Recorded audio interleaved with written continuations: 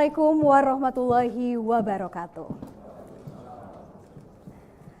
Salam sejahtera bagi kita semua. Shalom, Om Swastiastu, Namo Buddhaya, salam kebajikan.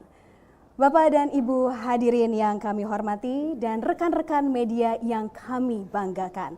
Selamat datang kami ucapkan dalam konferensi pers capaian realisasi investasi triwulan 4 tahun 2025 dan periode Januari-Desember 2025. Pada kesempatan yang luar biasa ini kita akan bersama-sama mengulas capaian realisasi investasi nasional tahun 2025 dan juga pastinya kita akan juga melihat bagaimana capaian di triwulan keempat di tahun 2025 ini. Kita juga akan memotret bagaimana arah serta perkembangan iklim investasi nasional di tahun 2025 dan juga seperti apa arahnya di tahun 2026. Dan pada kesempatan yang luar biasa siang hari ini telah hadir bersama kita Bapak Menteri Investasi dan Hilirisasi Kepala BKPM, Bapak Wakil Menteri Investasi dan Hilirisasi, Wakil Kepala BKPM, beserta jajaran pimpinan Kementerian Investasi dan Hilirisasi BKPM. Hadir juga Kepala Dinas Penanaman Modal dan Pelayanan Terpadu Satu Pintu atau DPM PTSP Provinsi Kabupaten Kota, serta rekan-rekan dari kementerian, lembaga, dan perwakilan IIPC di seluruh negara yang bergabung siang hari ini secara online atau daring. Dan juga telah bergabung bersama kita perwakilan media, baik dari media cetak, online maupun televisi. And we'd like to also delightfully, warmly welcome the distinguished representatives of various embassies joining us online this afternoon. Your presence absolutely underscores the close cooperation and shared commitment between your nations and Indonesia. We value your presence, attendance, and of course your continued support. Baik Bapak dan Ibu hadirin, sebelum kita saksikan dan ikuti bersama paparan detail terkait dengan realisasi investasi triwulan 4 tahun 2025 dan periode Januari-Desember 2025, izinkan saya untuk mengundang untuk dapat bergabung di depan Menteri Investasi dan Hilirisasi Kepala BKPM Bapak Rosan Perkasa Rusladi. Kami persilakan Pak Rosan untuk dapat bergabung di depan. Berikan tepuk tangan yang meriah Bapak Ibu hadirin. Selamat siang Pak Rosan, apa kabar? Bu Sarah, terima kasih. Selamat tahun baru Pak Rosan. Selamat tahun baru, selamat tahun baru juga. Ya, pasti dengan tahun baru, semangat baru, dan juga kita akan sampaikan ini bagaimana realisasi investasi di tahun 2025 Pak Rosan. Tapi sebelum kita masuk ke paparannya, mungkin kami mohon kesempatannya di luar biasa siang hari ini untuk Pak Rosan menyapa langsung mereka yang hadir secara langsung maupun yang bergabung secara online. Kami persilakan. Oke, terima kasih. Assalamualaikum warahmatullahi wabarakatuh. Salam, Om Swastiastu, Namo Buddhaya, salam kebajikan. Perkenanlah saya menyapa terlebih dahulu yang terhormat Wakil Menteri Investasi dan Hilirisasi, Wakil Kepala BKPM dan juga para pejabat eselon 1, rekan-rekan media yang saya banggakan, perwakilan kedutaan besar dan kantor perwakilan negara-negara sahabat, Dinas Penanaman Modal dan PTSP se-Indonesia, dan tentunya rekan-rekan Indonesia Investment Promotion Center IPC yang hadir secara virtual. Pertama-tama saya mengucapkan terima kasih atas kehadirannya pada konferensi pers realisasi investasi triwulan keempat dan tentunya realisasi investasi pada full year di tahun 2025 ini. Tidak terasa 2025 telah kita lalui dengan baik. Semoga insya Allah di tahun 2026 ini kita bisa lebih semangat, lebih optimis, serta selalu diberikan kesehatan oleh Tuhan Yang Maha Esa. Dalam kesempatan ini ingin saya sampaikan bahwa memang tahun 2025 bukanlah tahun yang mudah. Karena kenapa? Ya kita lihat ekonomi global masih diwarnai ketidakpastian, mulai dari pelambatan ekonomi dunia, ketegangan geopolitik hingga fragmentasi di perdagangan internasional. November lalu kita diuji dengan bencana yang menimpa saudara-saudara kita di Aceh, Sumatera Utara dan Sumatera Barat. Namun pemerintah tentunya tetap hadir dan kita harus tetap optimis bahwa itu semua bisa kita lalui dengan baik. Dan juga yang paling penting bahwa ini membuktikan bahwa Indonesia selalu bisa menjaga kepercayaan investor dan mempertahankan momentum pertumbuhan ekonomi nasional yang berkelanjutan dan juga berkesinambungan.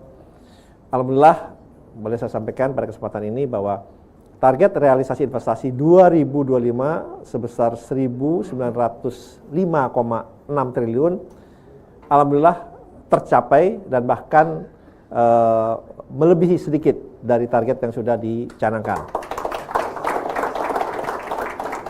Sepanjang tahun 2025 ini dari Januari sampai Desember total realisasi investasi telah mencapai 1.931,2 triliun atau setara dengan 101,3% dari target pemerintah dan tumbuh 12,7% year on year.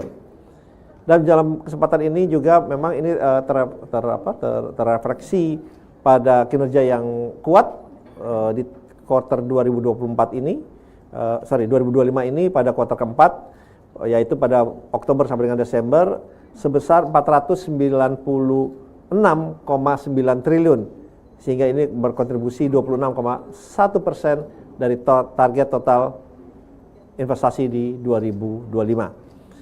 Yang terpenting tentunya investasi tahun 2025 ini memberikan dampak nyata bagi masyarakat dengan penciptaan lapangan pekerjaan baru sebanyak kurang lebih 2,7 juta orang atau naik 10,4% dibandingkan dengan tahun sebelumnya.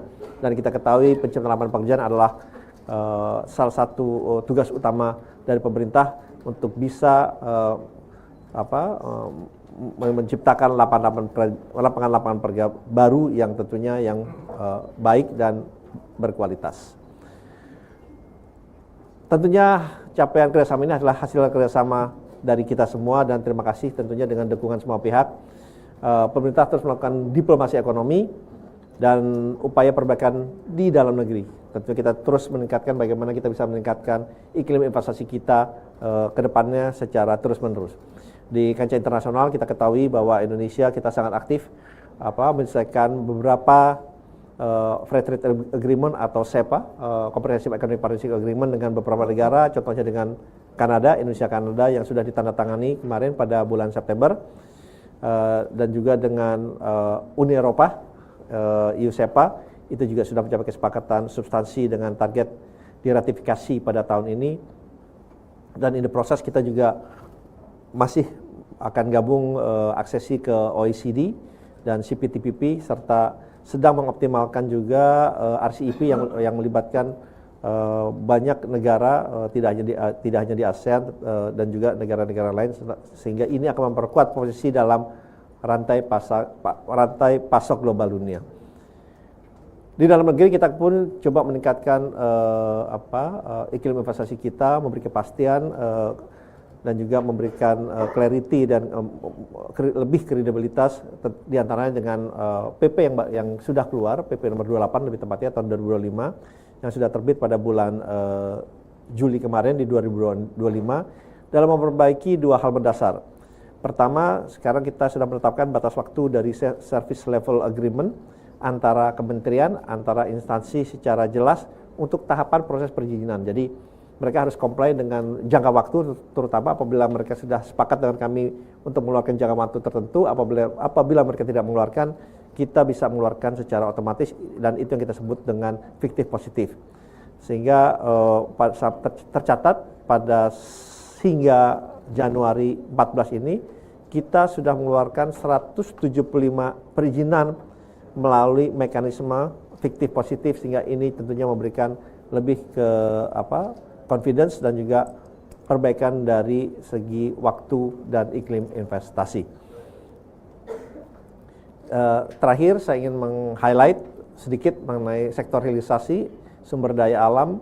Memang menjadi kontributor penting, walaupun kita juga mendorong selalu hilirisasi di bidang-bidang lainnya, di bidang agriculture, fishery dan lain-lainnya, perkebunan, pertanian, tapi memang hilirisasi berkontribusi kurang lebih 30%, 30,2% dari total capaian realisasi inflasi pada tahun 2025 ini, tapi memang pertumbuhan ini meningkat cukup lebih tinggi pada kuartal 4 2025 ini sebesar 42,6% dibanding tahun sebelumnya. Sektor hilirisasi kami melihat akan terus diperluas seperti yang saya tadi sampaikan, tidak hanya di mineral tapi juga di sektor-sektor lainnya. Dengan capaian realisasi investasi ini, kita berharap akan mendukung tentunya pertumbuhan perekonomian Indonesia di tahun 2025 ini untuk terus berkembang, terus maju, dan juga tidak hanya dari segi besarnya nilai investasi itu sendiri, tetapi juga tentunya dari yang penting adalah penciptaan lapangan pekerjaan. Terima kasih. Wassalamualaikum warahmatullahi wabarakatuh. Waalaikumsalam warahmatullahi wabarakatuh. Terima kasih Pak Rosan, yang pastinya kita dukung untuk terus tumbuh perekonomian Indonesia, tetapi kita sekarang akan langsung saja masuk ke paparan hasil capaian realisasi investasi. Mungkin kita bisa mulai dari triwulan 4 di tahun 2025 dulu, Pak Rosan. Di sini kita bisa lihat untuk resumenya, ini bisa kita lihat ini angkanya meningkat ya Pak ya, baik dari triwulan sebelumnya maupun dari year on year sebelumnya. Ya, memang sekarang mungkin kita mulainya dengan triwulan keempat dulu ya, Mbak Sarah ya. Nanti baru kita lihat the whole year-nya dari Januari sampai Desember. Tetapi yang ingin saya sampaikan memang di dalam triwulan keempat ini terjadi penguatan yang sangat baik ya, kurang lebih total realisasi investasi adalah 496,9 triliun. Kalau kita lihat dari year on year-nya kurang lebih peningkatan 9,7% dari 452,8 triliun dibandingkan oleh year on year-nya. Sehingga ini merefleksikan kurang lebih 26,1% dari target investasi 1.905,6 triliun. Dan penyerapan tenaga kerjanya di Indonesia pada quarter ini mencapai 754.186 orang, atau kembali lagi peningkatannya cukup sangat baik, adalah hampir 30% atau tepatnya 29,8%. Ya. Dan ini perbandingan dalam investasi dalam negeri dan luar negeri, sebetulnya kalau kita lihat perbedaannya tidak terlalu banyak. Tetapi kita lihat memang penanaman modal asingnya ini slightly higher dan penanaman modal dalam negerinya itu adalah 256,3 triliun atau 51,6%. Kembali lagi ini peningkatan 4,3% dari tahun sebelumnya. Dan dalam negeri investasinya itu meningkat 16,2% dari tahun sebelumnya dengan total 240,6 triliun atau 48,4% pada tahun ini. Ya, memang sedikit saja ya Pak ya perbedaannya, sangat slightly different, tetapi masih dominasi oleh asing. Sebenarnya apa yang menjadi faktor utama Pak Rosan sehingga penanaman modal asing ini lebih tinggi? Apa yang menjadi mereka sangat tertarik untuk Indonesia? Ya, sebetulnya kalau kita lihat pertumbuhan dalam negeri ini lebih tinggi kalau kita bandingkan year on year-nya ya. Asingnya memang meningkatnya 4,3%, tapi kalau kita lihat dalam negerinya 16,2% gitu. Tetapi memang investasi luar negeri ini tetap terjaga karena mereka melihat bahwa di kuartal keempat ini kita menjaga selalu juga stabilitas dari politik, stabilitas ekonomi, itu yang mereka lihat. Dan kebijakan-kebijakan kita terutama menyangkut bagaimana kita mencoba memperbaiki iklim investasi kita ini kan terus berjalan. Jadi we are keep reforming ourselves in terms of policy, regulasi dan yang lain-lain. Jadi ini direspons positif oleh para investor kita. Oke, baik Pak Rosan. Dan kita akan bergeser ini untuk kontribusi daerahnya sendiri Pak. Ini perbandingan Jawa dan juga luar Jawa. Ini sangat tipis perbedaannya, tapi masih dominasi oleh luar Jawa ya Pak untuk triwulan keempat. Iya, sebetulnya ya bedanya kurang lebih hanya kalau saya lihat hanya hampir 2 triliun ya. Tapi ya numbers is numbers, angkanya memang yang di luar Jawa slightly lebih tinggi, 249,4 triliun, dan yang di Jawa adalah 49,8% atau 247,5 triliun. Jadi perbandingannya kalau saya bilang sih seimbang lah ini, hampir sama. Dan kalau kita lihat lokasi secara lebih detail lagi, ini untuk 5 daerah utama ya Pak ya, untuk penyumbang investasi. Ya, ini daerahnya kelihatannya secara konsisten memang Jawa Barat ini masih memegang posisi awal pertama ya di 78,7 triliun, kemudian dilanjutkan oleh DKI sebesar 66,8 triliun atau 13,4%, Jawa Timur, Banten. Dan yang menarik ya Sulawesi Tengah ini secara konsisten juga selalu among the top 5 gitu ya. Sulawesi Tengah, lately juga Maluku Utara. Jadi ini membuktikan bahwa hilirisasi kita terus berjalan secara berkesinambungan ya, dan nanti kita bisa lihat lagi breakdown angkanya di secara 1 tahun ke depan. Untuk kontribusi Jawa Barat sendiri mungkin bisa dielaborasi Pak, apa saja menjadi penggerak atau? Iya, kalau kita lihat kan memang manufaktur tuh banyak di daerah dari utaranya Jawa Barat. Jadi itu yang membuat mereka investasinya masuk ya, terutama di sektor-sektornya. Ini kita breakdown sampai daerahnya kita lihat memang Kerawang ini kan manufaktur di situ banyak sekali, Bekasi, Subang, Purwakarta itu memang deretannya mereka kan ya. Dan ini kebanyakan dia ada di industri kertas dan percetakan, kawasan industri. Memang kita ketahui banyak sekali kawasan industri yang berjalan di situ, dan industri kendaraan bermotor juga ini investasi yang masuk, manufakturnya sedang berjalan. Ada 2 yang saya ingat, satu masih berjalan dari Vietnam dan juga dari China. Itu sedang berjalan manufakturnya. Dan terus tumbuh ya Pak Rosan. Ya. Baik, kita akan geser lagi Pak. Ini dari daerah kita akan lihat top sektor penyumbang investasi atau realisasi investasi di triwulan keempat. Ini didominasi oleh industri logam dasar, barang logam, bukan mesin dan peralatan. Ya, benar sekali Mbak Sarah, ini memang kelihatannya masih industri logam dasar ini dan barang dasar ini masih number one, kemudian dilanjutkan oleh transportasi, gudang dan telekomunikasi, pertambangan 41,5 triliun, jasa lainnya dan juga industri kimia dan farmasi kurang lebih 37 triliun atau 7,4%. Dan sekarang pertanyaannya Pak, dengan didominasinya sektor industri logam dasar, barang logam, dan bukan mesin peralatannya, pertanyaannya adalah bagaimana kesiapan infrastruktur pendukung seperti energi, pelabuhan, dan juga logistik untuk mendukung top sektor ini Pak? Ya memang itu kan harus ada ya, kalau tidak tentunya bidang ini sebetulnya hampir semua bidang juga tidak akan berjalan. Jadi kita sudah membuat misalnya untuk RUPTL-nya, untuk kesiapan listriknya, baik itu secara renewable atau tidak, kita sudah beritahu. Kemudian kesiapan yang paling penting adalah kesiapan dari sumber daya manusianya. Jadi kan biasanya pada saat mereka bangun, ini kan butuh waktu mungkin 1,5-2 tahun, bahkan lebih.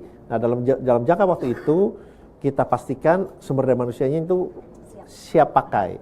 Jadi kita sudah didik, skills yang kita sesuaikan, kita tingkatkan, sehingga pada saat nanti mereka dibutuhkan, itu mereka sudah benar-benar siap dan bisa berkontribusi langsung. Oke, jadi kita harapkan itu bisa secepatnya terjadi. Ya. Baik Pak Rosan, ini bisa kita lihat selanjutnya untuk negara-negara penyumbang realisasi investasi terbesar. Ini bisa kita lihat top 5, masih dominasi Singapura, tetapi ini Jepang berhasil masuk ke posisi kelima ya Pak ya, yang sebelumnya Amerika Serikat. Ya, Mbak Sarah masih ingat rupanya. Ini memang secara konsisten Singapura ini lebih dari 10 tahun terakhir lebih memang selalu konsisten di nomor 1 dengan 4,8 miliar dolar atau 30,1%, 4,8 miliar dolar. Dan yang kedua ini adalah emang kita masih memisahkan Hong Kong dengan RRT. Kalau kita gabung 2 ini ya angkanya pasti melewati yang Singapura ya. Kalau kita gabung ini kan, kalau kita gabung angkanya menjadi 5,5 miliar dolar. 5 miliar dolar. Kita lihat di Hong Kong itu 3,4 miliar dolar, kemudian di Tiongkok investasinya 2,1 miliar dolar. Malaysia ini juga investasinya 1,7 miliar dolar atau 10,9%, dan Jepang. Jadi Jepang ini itu kalau kita lihat tuh bolak-balik dengan US atau dengan Korea. Nah ini biasanya ganti-gantian gitu, dan sebetulnya juga dengan Malaysia. Jadi kita juga mencoba supaya semuanya bisa meningkat secara baik. Oke Pak Rosan. Nah sekarang kita akan geser dan melihat untuk realisasi investasi hilirisasi di Pak Rosan di triwulan keempat di 2025 yang menjadi penyumbang 30,7%. Ya memang kita coba selalu meng-highlight juga di sektor hilirisasinya ini. Karena kita lihat trennya seperti yang saya sampaikan dulu, ini kelihatannya makin meningkat.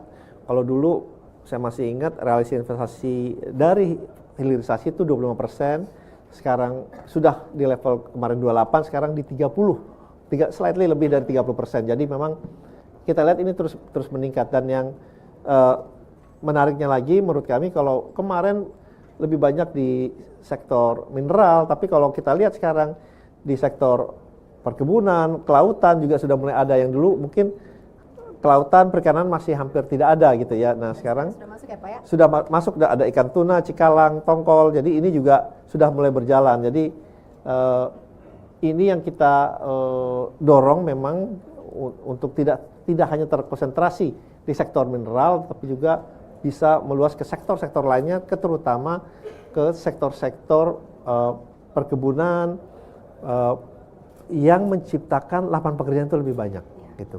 Karena hilirisasi di mineral memang secara numbers itu tinggi, tapi memang kalau kita lihat, kita bandingkan dengan misalnya hilirisasi di bidang perkebunan gitu ya, mungkin jumlahnya tidak besar, tapi penciptaan lapangan pekerjaannya itu jauh lebih, dampaknya itu jauh lebih besar gitu. Pak Rosan. Kayak kita lihat untuk perbandingan PMA dan juga PMDN-nya untuk hilirisasi memang sangat didominasi oleh PMA di sini Pak Rosan angkanya. Betul. Ya karena ya kalau kita lihat memang ini perbandingan cukup jauh ya, 80,5% dari PMA-nya atau 123 triliun. Karena memang hilirisasi yang masih di mineral itu kan membutuhkan teknologi-teknologi yang terus baru, terus terupdate gitu ya. Ya jadi memang ini menyebabkan memang penanaman modal asingnya menjadi lebih tinggi. Tetapi dengan kebijakan-kebijakan kita yang baru ini juga untuk lebih memberikan insentif kepada mereka untuk lebih banyak juga transfer of knowledge, transfer of teknologi, research and development-nya pindah ke kita. Nah ini alhamdulillah ada sudah perusahaan dari China yang research and development-nya tahun ini akan pindah ke kita dan hak-hak patennya juga akan diberikan ke kita. Itu di bidang mineral. Alhamdulillah dia sudah setuju dan ini akan mulai kita finalisasi pada tahun ini, gitu ya. Oke. Dan ini itu di bidang recycle. Jadi bukan hanya recycle baterai, tapi di recycle di seluruh recycle di bidang-bidang lainnya. Gitu. Berarti betul-betul semuanya dipikirkan untuk kesinambungan atau sustainability ya, ke depannya. Betul. Oke, dan ini untuk top location-nya masih dominasi Jawa Barat. Dan di sini kalau kita lihat luar Pulau Jawa ada Maluku Utara dan juga Sulawesi Tengah ya Pak Rosan. Ya. Untuk hilirisasi. Iya, karena ini kan sejalan nih ceritanya, karena hilirisasinya, kita bicara hilirisasi, kita tahu penanaman modal asing lebih tinggi, dan kita tahu dua daerah utama untuk hilirisasi adalah Maluku Utara dan Sulawesi Tengah. Ini adalah dua daerah yang memang hilirisasinya itu dari segi investasinya banyak terkonsentrasi di dua daerah ini karena berhubungan dengan sumber daya alamnya juga terletak di dua lokasi itu, terutama di nikel, terutama di nikel dan yang lain-lainnya. Oke, dan untuk penyumbang untuk hilirisasi ini 5 negaranya masih sama, walaupun mungkin posisinya agak berbeda sedikit ya Pak Rosan, tetapi untuk negaranya masih sama dengan penyumbang terbesar secara umum. Iya, kalau kita lihat memang Singapura masih lebih tinggi nih ya, walaupun soalnya kalau kita see through lagi ya memang ini soalnya banyak juga yang dari China, maupun negara lain.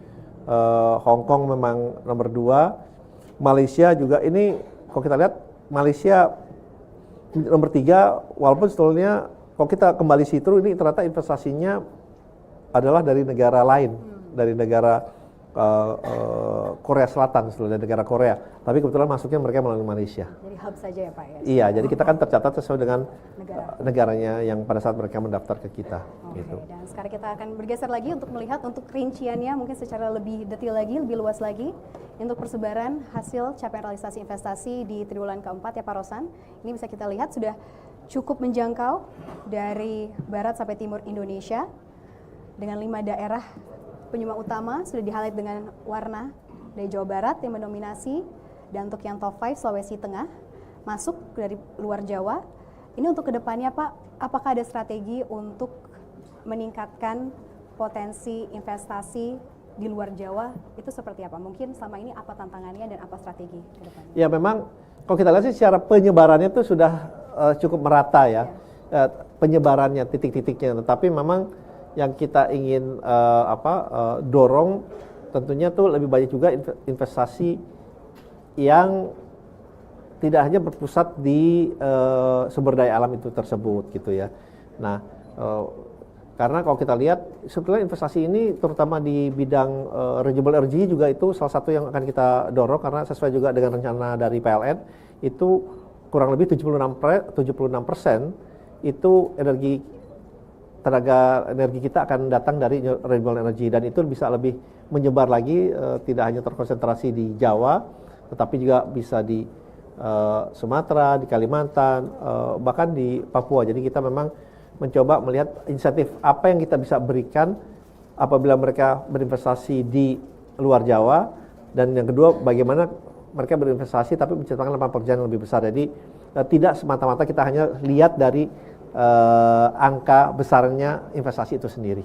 Gitu ya. Baik Pak Rosan. Dan berbicara tentang sektor-sektor yang ingin dikembangkan, ini kita bisa lihat salah satu sektor adalah jasa ya Pak Rosan, yang juga merupakan salah satu kontributor yang cukup besar untuk hasil realisasi investasi. Ini bisa mungkin dielaborasi? Iya, memang ini sebenarnya adalah lebih detailnya tadi kan, tadi hanya 5 besar. Tapi kalau kita lihat tadi jasa apa sih? Ternyata itu investasi di rumah sakit swasta. Itu investasi kurang lebih 8,2 triliun, kemudian juga aktivitas hosting, kemudian data, pengolahan data, ini kita melihat ini akan mengalami pelonjakan yang sangat signifikan juga dari pengolahan data ini, karena kita sudah mendapatkan dan melihat beberapa inquiries termasuk potensi investasi di pengolahan data, sehingga kami bisa sampaikan mungkin pengolahan data akan mengalami lonjakan yang cukup signifikan ke depannya. Gitu ya. Baik Pak, dan sekarang kita lihat juga untuk lebih rinci lagi, seperti katakan Pak Rosan, ini memang tadi kita lihat 5 besar, tapi Jepang, Amerika Serikat, Korea Selatan, susul-susulan ya Pak Rosan ya, dan diikuti juga Australia di sini, dan bahkan 10 besar Prancis juga masuk. Iya. Ya memang ini hanya detail saja, kalau tadi hanya 5 besar, karena yang saya sampaikan ini mereka biasanya ganti-gantian nih, ada Jepang, ada Amerika Serikat, ada Korea Selatan, dan Australia juga ini mengalami peningkatan. Sejak kita mempunyai SEPA juga, Free Trade Agreement antara kita dan Australia yang sudah mulai berjalan, sehingga kita lihat peningkatan investasi di Australia juga makin baik ya. Dan Prancis juga ini juga mengalami peningkatan, karena biasanya itu selalu Belanda kan, kalau dari negara-negara Eropa selalu tuh Belanda. Nah kita lihat ini menarik, Prancis juga sekarang sudah bahkan lebih sedikit dari Belanda dalam melakukan investasinya. Dan ini adalah susunan berikutnya, ada ya Thailand, BVI, Vietnam, dan yang lain-lain. Oke, dan nanti bisa kita lihat juga secara lebih detail lagi di materi yang bisa diunduh. Tetapi sekarang ini kan triwulan keempat dikatakan sering menjadi penentu untuk melihat capaian tahunan Pak Rosan. Dan sekarang kita akan kembali lagi untuk melihat capaian di tahun 2025. Kita akan bergeser, kita akan kembali refresh dashboardnya, karena kita ingin melihat dari periode Januari sampai Desember 2025.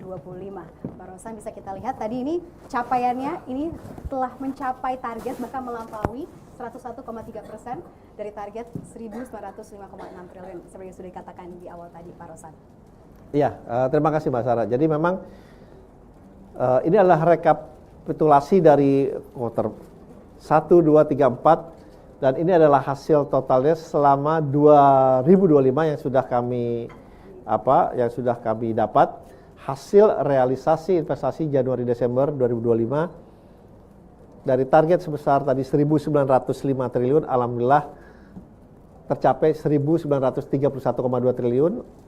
Tadi saya sudah sampaikan di awal, dan peningkatan 12,7%. Jadi di tengah tantangan dunia yang penuh tidak kepastian, alhamdulillah investasi yang masuk ke Indonesia ini terus terjaga, baik dari dalam maupun dari luar negeri.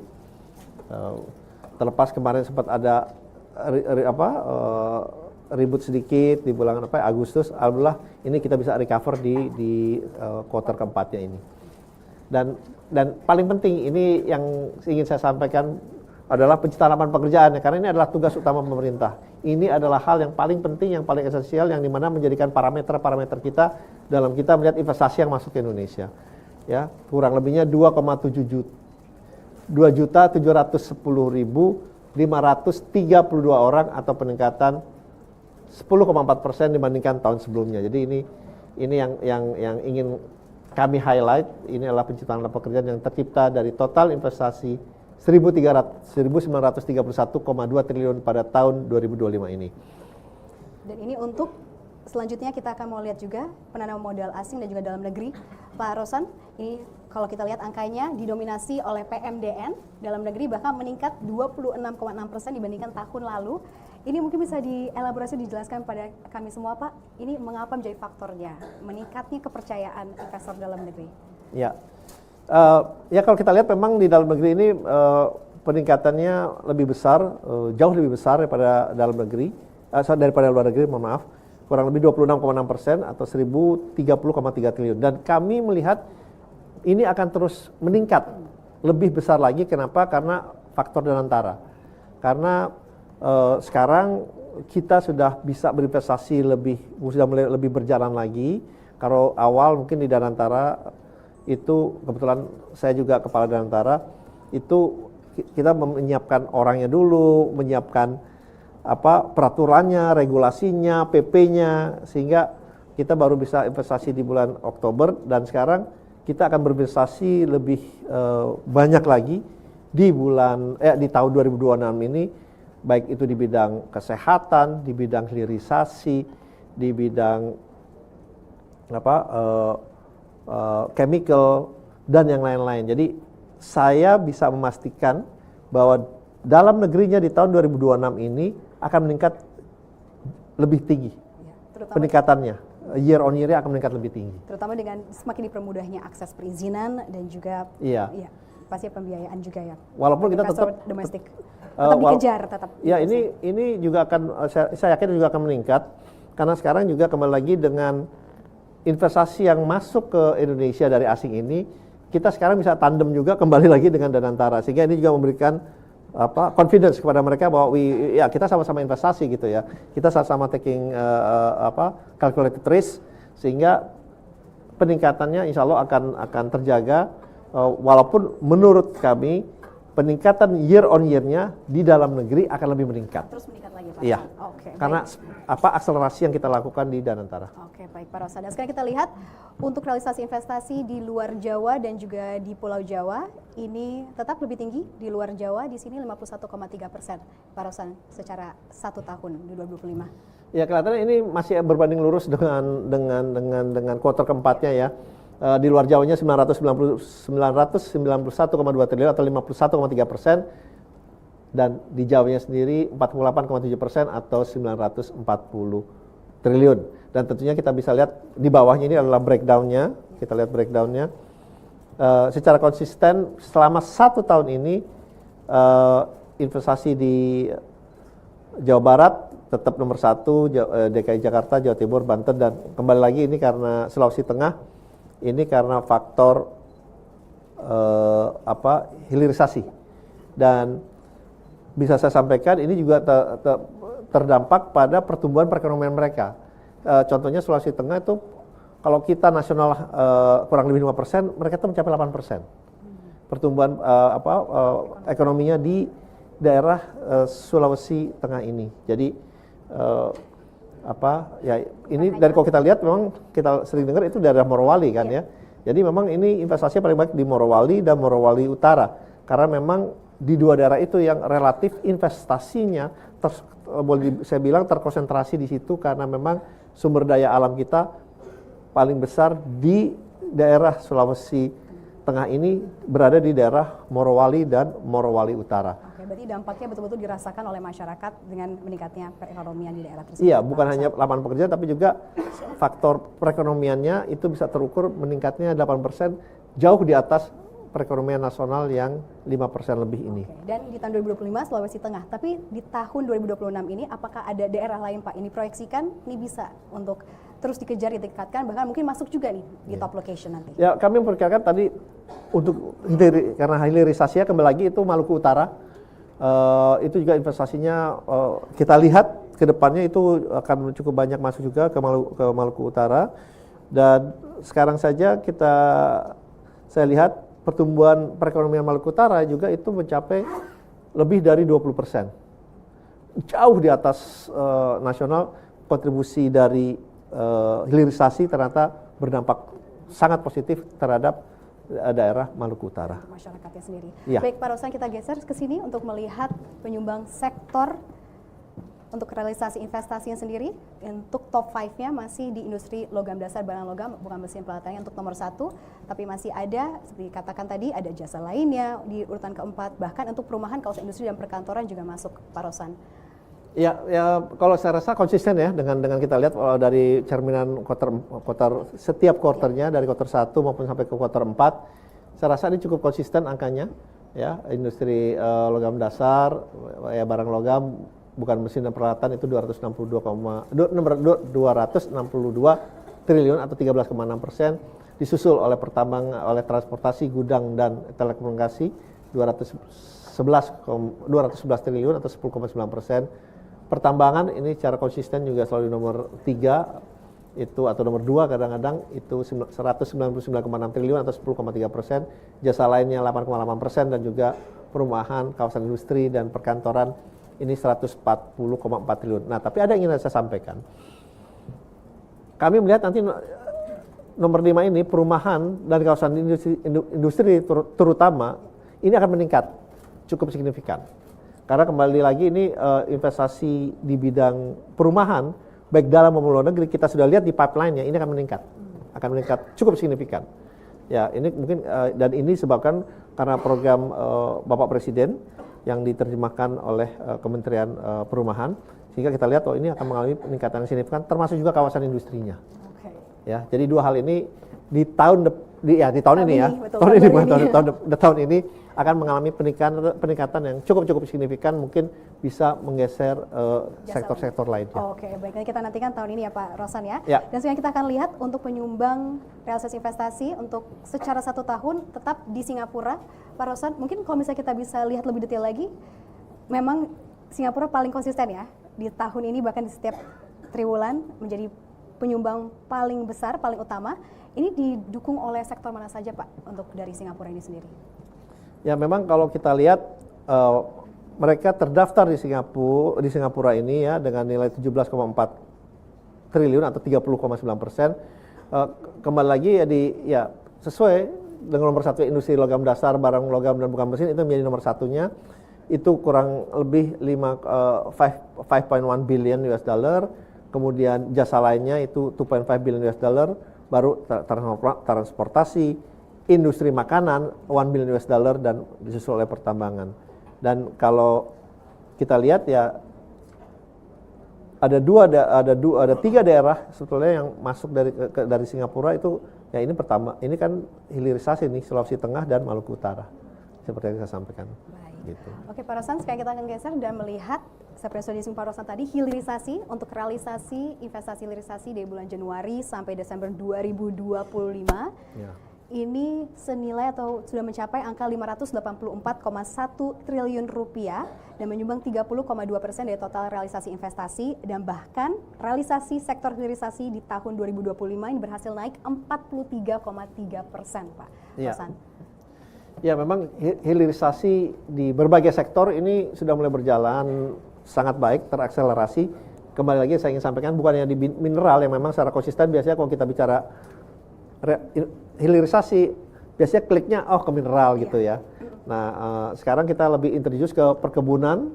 Ini sudah kita lihat alhamdulillah nilainya juga sudah 82,3 triliun di kehutanan, minyak bumi, gas bumi, batu bara, kelautan. Nah, kita melihat ini nanti di perikanan akan mengalami peningkatan nih, terutama di perikanan. Saya tahu investasinya akan cukup besar, akan masuk ini di daerah untuk tahun ini di perikanan dan juga di perkebunan. Jadi ini dua ini akan mengalami peningkatan menurut saya cukup signifikan di tahun ini. Terutama perikanan ya, terutama perikanan. Dan Pak Rosan, ini kan seringkali hilirisasi disebutkan sebagai game changer. Tapi sejauh mana atau sebesar apa dampak downstreaming ini terhadap nilai tambah investasi itu sendiri? Ya, kalau kita bicara hilirisasi, itu hilirisasi apa sih? Itu disebut value added ya kan, nilai tambah yang kita mau capture di Indonesia. Kenapa kita mau capture di Indonesia? Ya, karena memang dampak secara ekonomisnya itu berkali-kali lipat. Itu yang pertama. Kedua, tentunya penciptaan lapangan pekerjaan. Yang ketiga, ya tentunya ini akan berpengaruh terhadap pertumbuhan perekonomian kita. Dan yang keempat, ya kita manufacturingnya semuanya itu ada di kita, sehingga kita juga bisa meningkatkan sumber daya manusia kita, gitu ya. Dengan teknologi yang baru, mereka bisa langsung belajar secara langsung. Jadi hal-hal itu yang tertuang dalam hilirisasi tidak semata-mata hanya untuk kepentingan ekonomi saja, tapi juga untuk kepentingan yang lebih besar lainnya. Dan hilirisasi kelapa sawit juga kita akan dorong terus, dan di boksit juga akan meningkat nih, saya yakin. Karena sudah lihat juga di pipeline di tahun ini di boksit, kemudian jadi aluminium itu juga investasinya juga cukup besar di tahun ini. Saya lihat ada 4 minimum yang akan mulai. Oke, itu dia nanti kita nantikan terus. Pak Ruslan, sekarang kita akan kilas balik terlebih dahulu kembali. Ini untuk penanam modal untuk sektor hilirisasi masih didominasi oleh asing sebesar 73,5% akumulatif, dan juga masih di luar Jawa, masih konsisten sama ya Pak Ruslan ya? Iya, masih sama saya rasa. Karena ini kita bicara hilirisasi yang terrealisasi di Januari Desember, memang investasi asing perbedaannya cukup signifikan ya, 429,6 triliun atau 73,5% berbanding dengan dalam negeri yang kurang lebih 26,5%. Jawa luar Jawanya juga relatif luar Jawa lebih tinggi ya, kita tahu bersama, karena di sini kalau year on year-nya kita lihat Sulawesi Tengah dan Maluku Utara mendominasi di hilirisasi, sehingga ini berbanding lurus dengan investasi hilirisasi luar Jawa yang jauh lebih tinggi atau 71,1% dibandingkan Jawa yang 28,9%. Jadi saya rasa ini angka-angka ini, statistik ini sesuai dengan kenyataan atau fakta yang ada, baik dari segi industrinya, baik dari segi dalam maupun luar negerinya, maupun dari Jawa luar Jawanya. Ya. Baik, negaranya juga masih konsisten, kalau lebih sama ya Pak ya. Amerika Serikat kembali masuk jika kita lihat 1 tahunnya. Iya, betul. Kalau 1 tahunnya memang ya konsisten lah. Kalau saya lihat 1, 2, 3-nya masih konsisten. Nomor 4 sama 5-nya nih yang kejar-kejaran ganti-gantian posisinya. Berubah, Malaysia, Amerika Serikat, Jepang, Korea, biasanya itu memang berputar mereka ya. Tapi ya dalam full whole year, Singapura ini memang hampir 8 miliar dolar ya, 7,9 miliar dolar untuk investasi di hilirisasi dalam 1 tahun ini. Kemudian kedua adalah Hong Kong, ketiga RT, kurang lebih 4,8 miliar dolar, dilanjutkan oleh Malaysia dan juga oleh Amerika Serikat kurang lebih 1,6 miliar dolar. Nah, itu tadi untuk sektor hilirisasi, dan sekarang kita kembali melihat secara lebih luas Pak, rincian realisasi investasi. Ini satu Indonesia.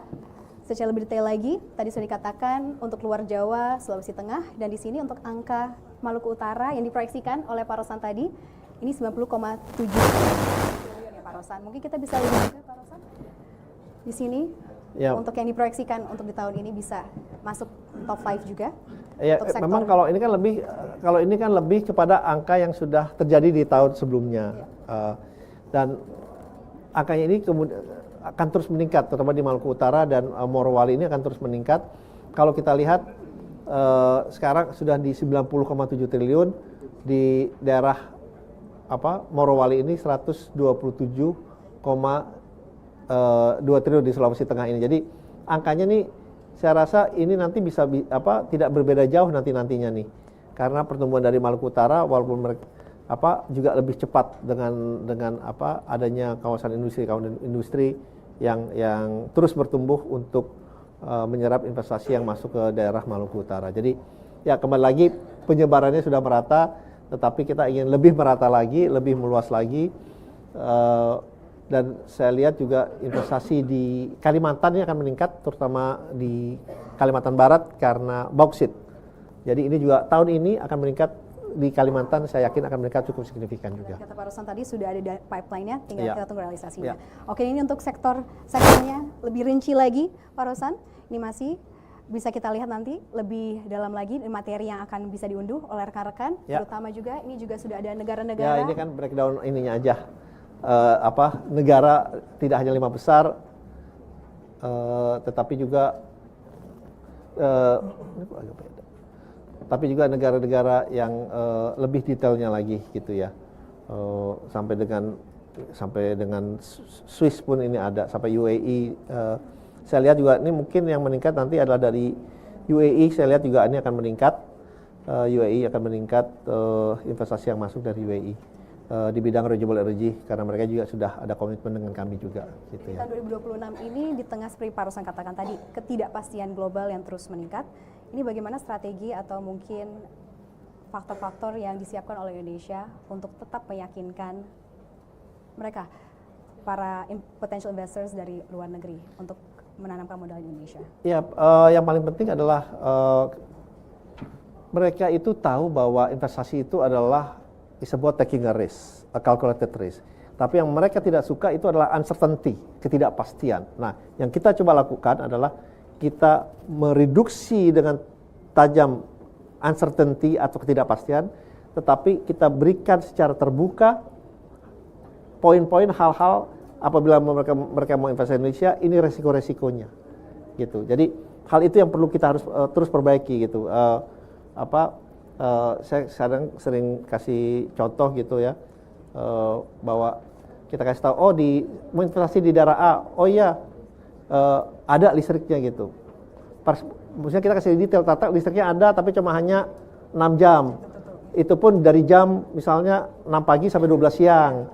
Jadi detail itunya yang lebih kita harus beritahu gitu. Kita tidak bisa hanya bilang, oh sudah ada, tapi kita tidak memberikan certainty-nya lagi supaya mereka lebih memahami sehingga mereka bisa menghitung resiko-resiko pada saat mereka berinvestasi di Indonesia. Mereka lebih yakin dan juga lebih percaya untuk Iya. invest their money di Indonesia. Baik, Pak Rosan, terima kasih atas paparannya. Kita akan segera masuk ke sesi tanya jawab dan diskusi dengan rekan-rekan media. Tetapi sebelumnya kami persilakan Pak Rosan untuk bersiap terlebih dahulu. Terima kasih sekali lagi untuk penjelasan komprehensif. Terima kasih, Mbak Sarah. Iya. Thank you, makasih. Terima kasih Pak Rosan. Ya baik, Bapak dan Ibu hadirin rekan-rekan, kita telah ikuti bersama paparan dan juga detail informasi bagaimana capaian realisasi investasi triwulan 4 2025 dan juga Januari sampai Desember 2025. Dan kita akan segera masuk ke sesi diskusi atau tanya jawab dengan rekan-rekan media. Namun sebelumnya izinkan saya untuk menyampaikan summary atau catatan-catatan penting dari paparan yang telah disampaikan. Sepanjang Januari sampai dengan Desember 2025, realisasi investasi nasional mencapai 1.931,2 triliun rupiah atau 101,3% dari target tahunan. Dan capaian ini mencerminkan kinerja investasi nasional yang solid dan juga terjaga sepanjang tahun 2025. Dan khusus pada triwulan keempat di tahun 2025, realisasi investasi tercatat sebesar 496,9 triliun rupiah yang turut memperkuat capaian kumulatif tahunan. Dan dari sisi sebaran wilayahnya sendiri, kontribusi investasi di luar Jawa masih lebih besar dibandingkan Pulau Jawa, menunjukkan upaya pemerataan investasi yang terus berjalan di berbagai daerah. Dan sementara itu, dari sisi negara asal investasi, Singapura masih menjadi investor terbesar, diikuti oleh Hong Kong, Republik Rakyat Tiongkok, Malaysia, dan juga Jepang. Dan hal ini juga mencerminkan kepercayaan global yang tetap kuat terhadap iklim investasi di Indonesia. Dan sektor hilirisasi memang menjadi salah satu sorotan utama pada kesempatan kali ini, yaitu dengan kontribusi sekitar 30% dari total realisasi investasi, baik pada triwulan keempat 2025 maupun secara kumulatif sepanjang tahun 2025 itu sendiri. Ini menegaskan bahwa Indonesia tidak hanya menjadi tujuan penanaman modal, tetapi juga semakin kuat dalam menciptakan nilai tambah di dalam negeri. Ya, secara keseluruhan, Bapak dan Ibu hadirin rekan-rekan media, capaian realisasi investasi bulan Januari hingga Desember 2025 termasuk kinerja triwulan keempat 2025 ini menunjukkan optimisme dan juga komitmen kuat untuk menjaga momentum pertumbuhan investasi nasional ke depannya. Baik, langsung saja kita akan segera masuk ke sesi tanya jawab. Kami persilakan rekan-rekan media untuk dapat bersiap menyampaikan pertanyaan. Di sini kami persilakan setiap media yang kami persilakan untuk maju ke depan ke mikrofon yang telah disediakan untuk menyampaikan satu pertanyaan saja mengingat keterbatasan waktu yang ada. Dan untuk sesi ini izinkan saya untuk kembali mengundang Menteri Investasi dan Hilirisasi Kepala BKPM Republik Indonesia, Bapak Rosan Perkasa Ruslani untuk dapat kembali bergabung bersama kita. Terima kasih Pak Rosan, selamat bergabung kembali. Terima kasih. Ya, sudah siap Bapak untuk kita lanjutkan sesi tanya jawab dengan rekan-rekan media? Oke, silakan. Baik. Jadi langsung saja kita akan mulai untuk sesi tanya jawab ini. Kami persilakan kepada Saudara Musdafar dari Media Antara untuk dapat menyampaikan pertanyaan yang pertama. Kami persilakan. Selamat siang Pak Menteri, Pak Wamen, izin. Saya Musdafar dari Lembaga Kantor Berita Nasional Antara, Pak. Tadi kan disebutkan capaian realisasi investasi sudah melampaui target, Pak, 101%, dan salah satu sektor penunjangnya itu logam dasar, Pak. Dan juga tadi Bapak menyebutkan beberapa sektor juga mengalami pertumbuhan yang cukup signifikan seperti di sektor perkebunan. Nah, kira-kira di 2026 ini sektor apa saja Pak yang akan mengalami pertumbuhan dan menjadi penunjangnya Pak di 2026? Terima kasih. Oke. Baik, terima kasih Saudara Musdafar. Kami persilakan. Oh, langsung ya? Oh ya, oke. Saya pikir mau dikumpulin. Kumpulin dulu juga boleh Pak? Enggak apa-apa, it's okay. Ya memang kita juga tentunya mendorong investasi. Memang selama ini tentunya hilirisasi menjadi salah satu yang sudah berjalan dengan baik yang terus kita akan dorong.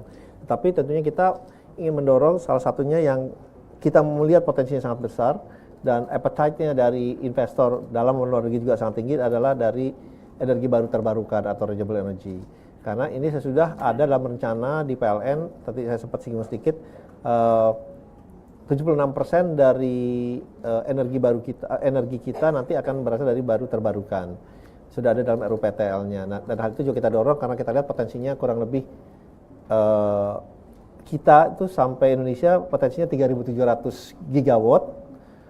Tetapi yang baru terpasang itu baru 15,1 gigawatt. Sedangkan jadi potensi kita itu banyak di solar, di hydro, di geothermal. Geothermal juga menarik karena banyak investor yang tertarik untuk geothermal. Memang kondisinya kita harus lebih permudah dari perizinannya, terutama dari kalau saya lihat justru dari Jepang nih yang banyak di geothermal investasinya. Kemarin juga ada investasi yang tahun kemarin closing di Aceh kurang lebih juga dari Jepang juga $900 juta sudah financial closing, akan mulai pembangunannya pada tahun ini. Jadi ini juga akan meningkatkan kontribusi dari energi baru terbarukan. Kemudian juga saya sampaikan tadi dari kawasan industri. Yang berikutnya juga dari ekonomi digital, kita lihat data center ini investasinya juga akan meningkat cukup signifikan, sangat signifikan malah kalau boleh saya sampaikan, karena dari hyperscaler yang kita sudah ketemu, mereka memang kemarin banyak boleh dibilang di Johor, kemudian di Thailand juga sekarang mulai kita sudah bicara dari tahun lalu sebetulnya. Kita melihat juga itu akan menjadi investasi yang signifikan di tahun ini. Jadi investasi ini kita lebih tersebar di lebih tersebar di industri yang lain-lain. Dan terakhir mungkin tentunya di waste to energy yang di mana pengolahan sampah menjadi tenaga listrik ini yang kebetulan tendernya sudah boleh berjalan. Kembali lagi yang ikut appetite-nya juga sangat tinggi, sudah dimulai, dan kita lihat di tahun ini itu juga akan menjadi salah satu kontributor yang baik, yang tinggi. Jadi kita lihat investasi yang masuknya ini benar-benar yang sustainability-nya benar-benar kita perhatikan agar mempunyai dampak yang positif, tidak hanya pada sekarang tapi juga ke depannya. Jadi itu mungkin sektor-sektor yang menurut kami akan mempunyai dampak positif, dan tentunya kita selalu mencoba untuk investasi masuk ini supaya standarnya itu makin meningkat, world class standard, baik secara operasionalnya, baik secara teknologinya, sehingga sumber daya manusia kita juga terus meningkat. Mungkin itu yang bisa saya sampaikan. Terima kasih. Baik, terima kasih Pak Ruslan, terima kasih. Dan selanjutnya kita persilakan untuk media berikutnya dari Saudari Nana dari suar.id. Kami persilakan untuk menyampaikan pertanyaannya. Selamat sore Pak Ruslan, perkenalkan nama saya Nana dari media suar.id. Saya ingin tanya terkait realisasi investasi di triwulan 4. Itu tercatat kan meningkat. Namun pada saat yang sama penerimaan APBN justru mengalami penurunan. Nah, bagaimana pemerintah menjelaskan kesenjangan antara meningkatnya investasi dan belum optimalnya kontribusi terhadap penerimaan negara? Demikian, terima kasih. Baik, terima kasih Saudari Nana dari Swar.id atas pertanyaannya dan kami persilakan. Oke, terima kasih Mbak Nana atas pertanyaannya. Ya memang kan investasi itu adalah long term commitment ya. Long term commitment memang dari investasi yang masuk ini ada beberapa investasi awal yang kita berikan insentif, tetapi kan dampak dari pajak-pajak lainnya juga tercipta dan kesejahteraannya juga, pertumbuhan perekonomiannya juga meningkat.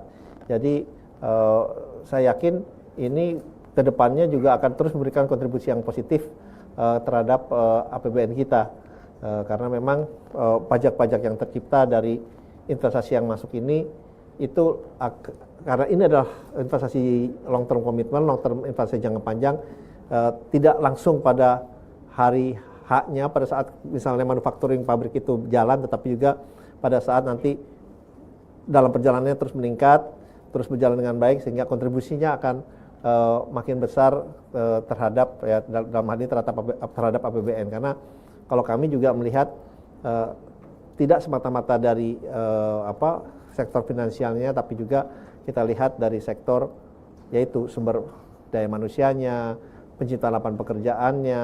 Karena memang contohnya kalau di perkebunan atau pertanian mungkin investasinya tidak sebesar dari investasi di bidang mineral, tetapi penciptaan lapangan pekerjaannya itu justru lebih tinggi. Mungkin saya pernah sampaikan contohnya di hilirisasi di kelapa nilainya hanya $100 juta gitu ya, bukan hanya tapi $100 juta, tapi dan penciptaan lapangan pekerjaannya itu mencapai 10.000 orang. Biasanya kan kalau di hilirisasi mineral itu angkanya 1 billion, $1 miliar, $1,5 miliar, $2 miliar, ada yang $4 miliar. Tetapi memang inilah kita coba cari keseimbangan sehingga aktivitas ekonominya itu juga jadi meningkat. Karena penyerapan tenaga kerja tinggi, aktivitas ekonominya masyarakat itu kan juga makin meningkat. Itu juga yang kita lihat faktor-faktor lainnya. Terima kasih. Baik, terima kasih Pak Rosan penjelasannya. Terima kasih Saudari Nana atas pertanyaannya, dan kami persilakan untuk media selanjutnya Mbak Alfitria dari Tempo. Kami persilakan. Selamat sore Pak, saya Alfitria dari Tempo. Saya mau bertanya soal pertumbuhan investasi sepanjang 2025 ini lebih didorong oleh proyek lama atau proyek baru dan yang ada yang nilainya signifikan. Yang kedua, kalau melihat dari capaian pertumbuhan secara year on year ini kan 12,7%.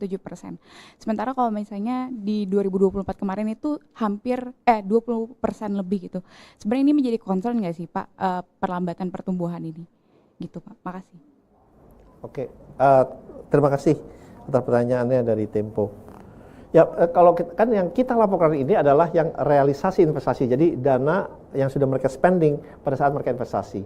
Nah, kalau kita lihat memang breakdownnya itu hampir seimbang, jadi investasi yang lama maupun investasi baru. Karena kalau investasi yang misalnya dia bangun pabriknya 3 tahun, ya pada saat mereka spending di tahun terakhir, kemudian investasi yang baru mungkin baru 1 tahun, itu kurang lebih hampir sama sih kalau kita lihat gitu. Jadi ini kan investasinya berkelanjutan gitu kan, terus menerus untuk yang baru maupun yang lama. Jadi kalau kita lihat porsinya kurang lebih sih hampir sama lah ya, kurang lebih hampir sama gitu. Jadi itu yang pertama. Yang kedua tadi, kalau secara memang kan ini peningkatannya angkanya kan makin lama makin besar, ya kan. Peningkatan dari setiap tahunnya itu kalau dari segi angka amount itu peningkatannya sangat signifikan. Saya ingat contohnya gini. Selama 10 tahun terakhir dari 2014 sampai 2024, ekonomi yang investasi yang masuk kita itu 9.100 triliun. 10 tahun terakhir. 2014 sampai 2024. 2024 sampai 2029, angka yang dikasih ke Bappenas kita itu dalam 5 tahun itu angkanya 13.000 triliun lebih. Hanya dalam waktu 5 tahun. Jadi memang kenaikannya mungkin kalau dari persentasenya dibandingin memang lebih kecil, tetapi dari amount-nya sangat luar biasa karena jumlahnya itu sudah makin meningkat. Jadi contohnya tahun 2024 itu 2024 benar. Ini kan 2024 ya sekarang. Terbalik-balik tahunnya di tahun 2024 itu siapa 1600 2024 1.600 triliun, 2025 1.905 triliun, nanti tahun 2026 lebih dari 2.100 triliun. Jadi kenaikan itu ya signifikan gitu. Karena kita lihat perbandingan paling mudahnya itu saja di 10 tahun terakhir 9.100 triliun, tapi 5 tahun ke depan, maksudnya mulai terhitung 2024 itu 13.000 triliun lebih. Jadi itu mungkin perbandingan yang bisa saya kasih gambarannya. Ya. Terima kasih. Baik, terima kasih Pak Rosan, terima kasih kepada rekan-rekan media terutama yang baru saja menyampaikan pertanyaan, rekan media Tempo. Dan karena keterbatasan waktu, itu merupakan pertanyaan terakhir yang bisa disampaikan oleh rekan-rekan media dalam sesi tanya jawab kali ini. Namun sebelum kita menutup kesempatan konferensi pers pada siang hari ini, kami mohon kesediaannya Pak Menteri, Pak Rosan mungkin untuk bisa menyampaikan a message especially to the potential investors from abroad globally joining us today virtually, Pak Rosan, to assure their commitment to invest in Indonesia. Oke, terima kasih Mbak Sarah. Oke, to our valued investors, business association, chambers of commerce, and embassies, and obviously international partners, 2025 was a milestone to Indonesia investment journey. As we step into 2025, one thing is certain: global uncertainty will remain. But in uncertainty times, usually always lies an opportunity. So we, in Indonesia, we make sure that we always offer a clarity and a consistency. Indonesia doesn't promise a risk-free world, but no one can. What we offer is a clear direction in stability, in scale, in speed, and also in standards. In the fragmented global economy, Indonesia is not a short-term option. We are a strategic long-term partner. Let's continue growing with us, not just for this year, but the decade to come. Thank you very much. Baik, thank you Pak Rosan. Dan sebagai penutup, Pak Rosan, sebagai penutup mungkin bisa disampaikan pesan kunci yang ingin disampaikan pemerintah terhadap iklim investasi Indonesia dan juga apa yang bisa kita nantikan di tahun 2026 ini untuk investasi, Pak Rosan. Tentunya kami dari Kementerian Investasi dan Hilirisasi mempunyai keyakinan yang sangat tinggi bahwa investasi akan terus berkontribusi secara positif terhadap pertumbuhan perekonomian Indonesia yang berkelanjutan, berkesinambungan, dan juga merata. Dan tentunya tugas ini tidak bisa kita capai apabila kita tidak bersinergi atau berkolaborasi bersama-sama.